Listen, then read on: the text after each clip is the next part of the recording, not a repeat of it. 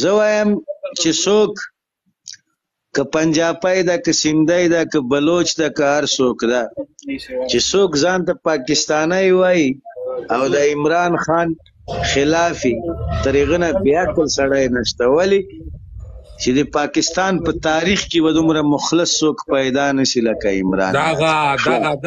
دغه ترځي د پاکستان مننه هغه یو انټرنیشنل انسان ده، ټوله دنیا یې پیژني او هغه نه د پیسو د اخبار دلته راغلی ده نه د دیش د اخبار راغلی، ټوله دنیا یې پیژني.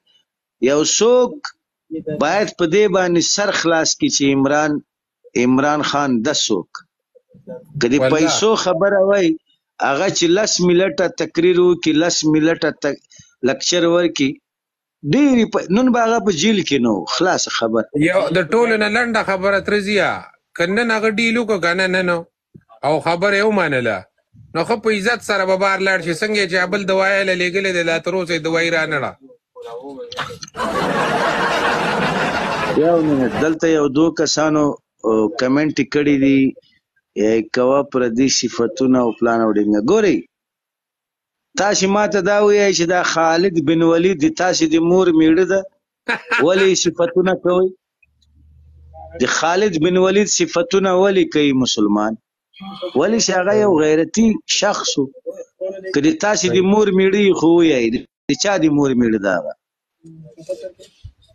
بس دا یو دوه کمنټ واله پسې چې ته سر وړې نو خو بس سر به بیا دیوانې کېږي. نه یو سوال ده صحیح. خالد بن ولید د کوم پښتانه د مور میړه ده چې خلک یې ملاتړ کوي لای خلک یې مینوال دي؟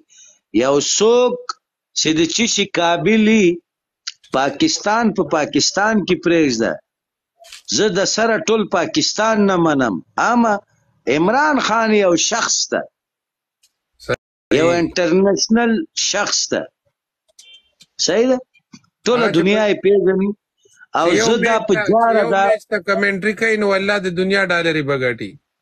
زه په جاره دا خبره کوم چې د پاکستان د اخبارات د عمران نیازي نه بهتره لیډر والله که په 100 کاله کې پیدا کوي دغه خبره په 100 کاله کې والله که پیدا کوي. زه د ځان د اخبار نه غواړم، پاکستانیانو د اخبار دا خبره کوم چې هر څوک ځان د پاکستانی یای هغه دې په دې باندې سر خلاص کړي چې عمران نیازي نه معروف شخص په ټول پاکستان کې بل څوک نشته، ټوله دنیا یې پیژني عمران نیازي چې څوک ده او څوک نه ده. داغه یو خبره ده به ټول عمر زمنګ یادېږي چې وای میں نہ کبھی جھکونگا اور نہ کبھی بکونگا. هغه نه خرڅېږي او نه د چا خبرې ته سر ټیټوي. که خرڅ شوی وی اوس به یې وله لار ورکړې وه ښه په ارام سره به وتې او بار به ناست و هډو پروا به یې نه.